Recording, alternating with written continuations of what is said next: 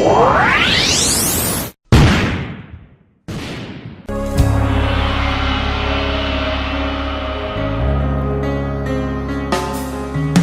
les anges de sa sainteté, l'univers crie sa majesté. Chantons gloire et puissance, force et louange à l'agneau immolé,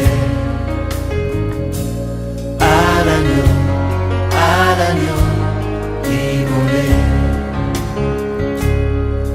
Les ténèbres ont vaincu. Bonjour à tous, bonsoir, tout dépend de l'heure à laquelle vous nous suivez.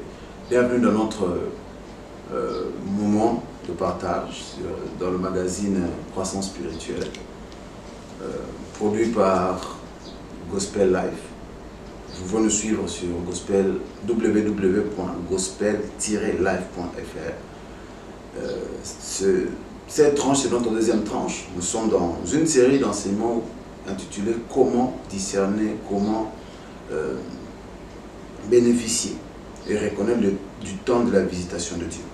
Nous avons commencé notre première partie. Aujourd'hui, je vais vous parler de comment saisir le temps de sa visitation. J'ai donné la fois passée plusieurs points, plusieurs bénéfices qu'apporte la visitation de Dieu. Mais peu importe les bénéfices, si nous ne connaissons pas le temps, nous ne savons pas saisir le moment opportun quand Dieu nous visite, nous aurons des problèmes sérieux. Pour connaître le temps de sa visitation, je vais parler c'est une parole de la personne qui est la plus puissante visitation de Dieu pour l'humanité. Cette personne, c'est Jésus. La Bible déclare dans Matthieu 16, le verset 3, Louis II. La Bible déclare, c'est Jésus qui parle, il y aura de l'orage aujourd'hui, car le ciel est d'un rouge sombre. Vous savez discerner l'aspect du ciel, et vous ne savez pas discerner les signes des temps. Ça veut dire qu'avant tout temps de visitation, il y a des signes de visitation. Avant tout temps de visitation, il y a des signes qui montrent le temps de la visitation. Avant la venue de tout Jésus, il y aura toujours un annonciateur, Jean-Baptiste. Avant tout temps de visitation divine, il y a des signes qui annoncent la visitation divine. Avant de comprendre cela, nous allons parler je vais vous faire comprendre une chose. Nous sommes dans Genèse 15, 13, la Bible déclare, et l'Éternel dit à Abraham, sache que tes descendants seront étrangers dans un pays qui ne sera point à eux. Ils y seront asservis, on les opprimera pendant 400 ans. La parole que Dieu donne à Abraham, c'est que tes enfants seront esclaves dans un pays qui ne sera pas le leur, Égypte, pendant 400 ans. Le Dieu Tout-Puissant, El Shaddai, devant qui toute chose se prosterne, devant qui rien n'est impossible. Il dit à Abraham que tes enfants seront esclaves pendant 400 ans. Mais lorsque nous lisons Exode 12, 40 à 41, la Bible déclare, le séjour des enfants d'Israël en Égypte fut de 430 ans. Oh God, mais tu as dit 400 ans. Mais maintenant, pourquoi est-ce que tu acceptes que nous allons jusqu'à 400 ans? La Bible déclare, et au bout de 430 ans, le jour même, toutes les armées de l'Éternel sortirent du pays d'Égypte. Dieu a dit 400 ans, mais la réalité fut 430 ans. Plusieurs personnes sont comme ça. Mais Dieu, tu m'as promis d'avoir le travail. Mais jusqu'aujourd'hui, je suis chômeur. Seigneur, tu m'as promis de faire X, Y, Z. Mais jusqu'aujourd'hui, je n'arrive pas à le voir. Plusieurs personnes ont fait passer Dieu pour un menteur, disant que le Seigneur m'a dit 400 ans. Mais comment est-ce que j'ai vu 430 ans? Il y a une chose pour laquelle le peuple qui a causé le prolongement de la captivité. Et nous allons lire dans Actes 7, 22 à 29. La Bible déclare, c'est Étienne qui parle devant les sacrificateurs.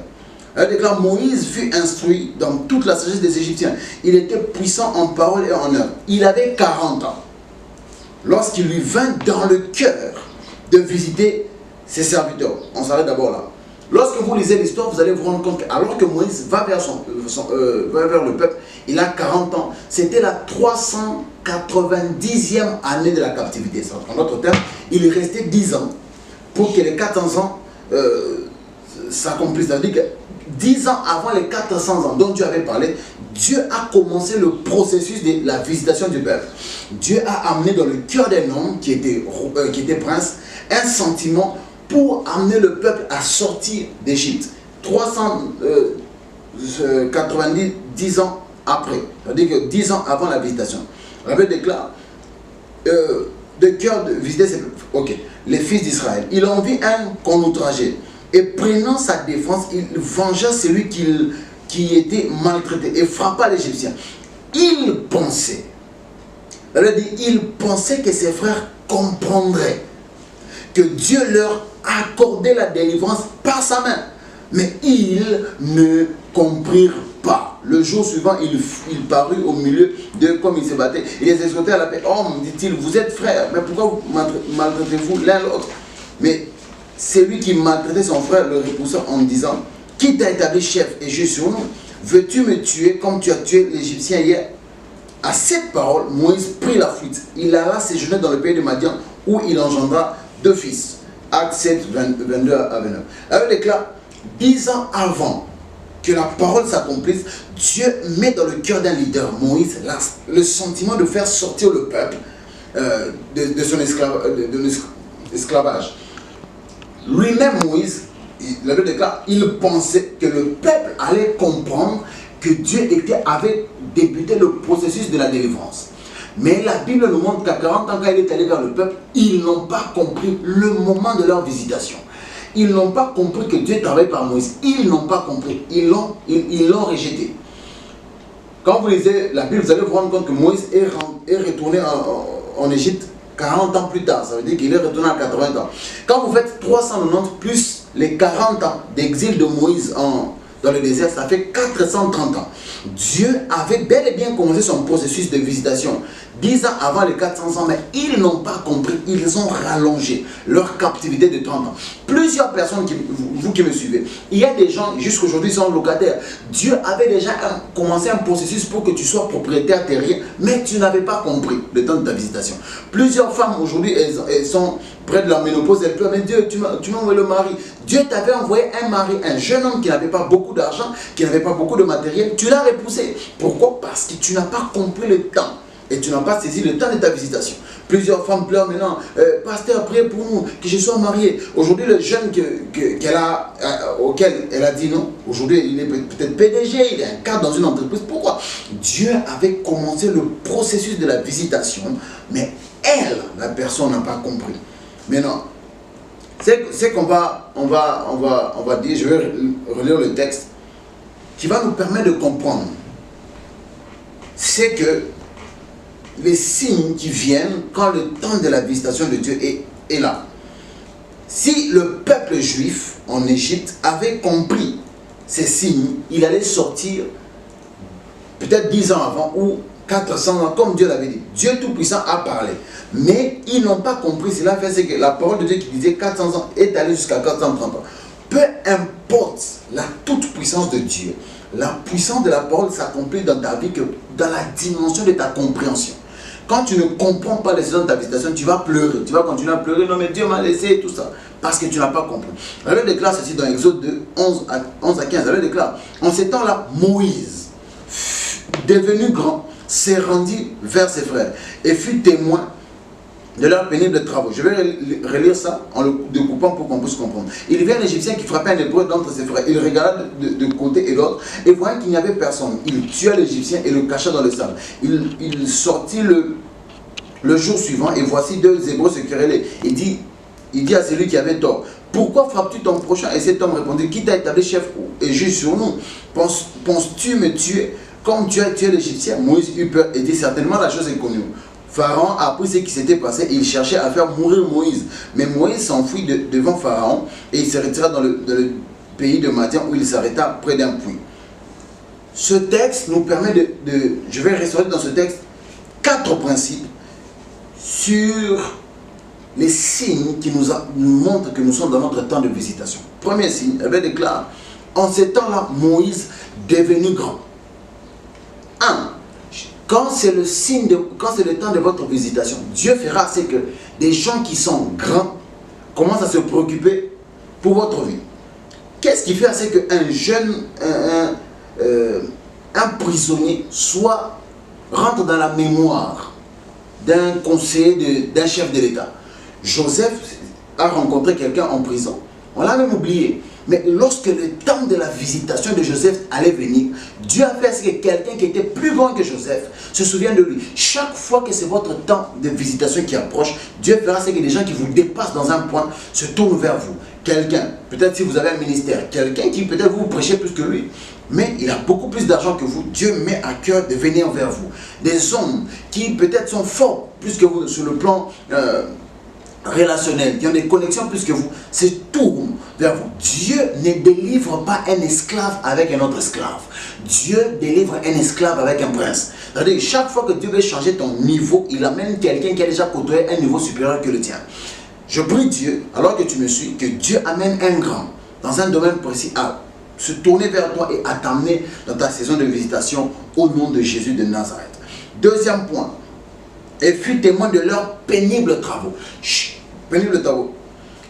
Chaque fois que quelqu'un, chaque fois que votre temps de visitation est proche, la Bible déclare, il fut témoin de leurs pénibles travaux. On continue. Il vit un Égyptien qui frappait un hébreu d'entre ses frères. Il regarda de côté et d'autre, et voyant qu'il n'y avait personne, il tua l'Égyptien et le cacha dans le sable. Troisième des choses, quand c'est votre temps de visitation, les gens vont vous faire du bien, mais ils vont cacher le bien qu'ils vous font. Il y a des gens qui vont connaître vos faiblesses, mais ils vont le cacher dans les sables. Quand quelqu'un vous emmène quelque chose dans votre vie, je donne un exemple, nous voyons ça. Quelqu'un vient dans votre ministère, il a beaucoup plus d'argent que vous, mais il veut télécommander la vision. Non, moi je ne veux pas que ça se fasse comme ça. Je veux que ça se fasse comme ça. Cette personne-là n'est pas l'agent de la visitation. Quand Dieu vous envoie quelqu'un qui est l'agent de votre visitation, la personne apporte ce que vous manquez, mais cache ses efforts, cache ses participations financières, cache l'aide qu'il apporte dans votre vie, cache beaucoup de choses, même vos faiblesses. Dieu peut vous donner des enfants qui connaissent votre faiblesse, mais cache cela parce qu'ils se disent que c'est notre Père. Pourquoi? Parce que c'est votre temps de visitation. Troisième des choses, il le déclare, pourquoi frappes-tu? Il voit deux frères qui se battent, il dit, pourquoi frappes-tu ton prochain? Et cet homme répondit, qui t'établit chef et juge sur nous? Je vais répéter ça. Il sortit le jour suivant et voici deux Hébreux se querellaient. Il dit à celui qui avait tort, pourquoi frappes-tu ton prochain? Et cet homme répondit, qui t'établit chef et juge sur nous? Penses-tu me tuer comme tu as tué l'Égyptien? Quatrième chose et dernière, quand Dieu commence à vous annoncer votre temps de visitation, Dieu fera ce que des gens viennent dans votre vie, mais ces personnes-là seront conscients de votre vie familiale, conscients de vos relations. Il y a des gens qui viendront vous aider, mais vous garderont les relations. Verront à ce que vous ayez de bonnes relations. Toute personne qui vient dans votre vie, mais qui veut s'accaparer de vous, n'est pas une personne utilisée par Dieu pour votre visitation. Une personne qui veut vous aider, aidera votre famille, parce que ces deux Hébreux, c'était des frères de sang, c'était une même famille, la famille d'Abraham. Ils vous aideront à avoir une bonne famille. Si vous êtes marié, ils traiteront très bien votre femme, même vos enfants. Des personnes qui viennent dans votre vie et disent non, moi Dieu m'a envoyé pour aider les pasteurs, pas pour aider sa femme. Là c'est très compliqué. Non, moi je suis là pour la maman pasteur. Moi je suis là juste pour cette entreprise, que cette entreprise aille de l'avant. Je ne suis pas là pour aider telle personne. C'est un très grand danger. Quand Dieu amène quelqu'un dans votre vie pour vous amener dans une nouvelle dimension, cette personne-là veille à ce que vous ayez des bonnes relations. Premièrement, votre relation avec Dieu. Si vous avez une mauvaise relation avec Dieu, si même quelqu'un entre dans votre vie, votre vision, votre projet, votre rêve, mais vous demande de pécher contre Dieu pour vous assister, c'est un danger. Ma femme dit souvent, si tu dois pécher pour avoir une bénédiction, c'est que ce n'est pas une bénédiction de Dieu. Si tu dois pécher, non, tu vas avoir ce boulot, il faut sortir avec le chef, ce n'est pas une bénédiction de Dieu. Quand Dieu te donne une bénédiction, la bénédiction respecte les principes de Dieu. Une personne qui détruit votre... Même vous êtes fiancé, mais une personne qui veut détruire votre relation. Nous devons coucher ensemble avant le mariage. C'est un danger. Une personne que Dieu utilise pour votre percée doit vous aider premièrement à avoir une bonne relation avec Dieu. Deuxièmement, une bonne relation de famille. Troisièmement, une très bonne relation avec les gens qui vous entourent. Je crois que ces quelques mots vous ont aidé.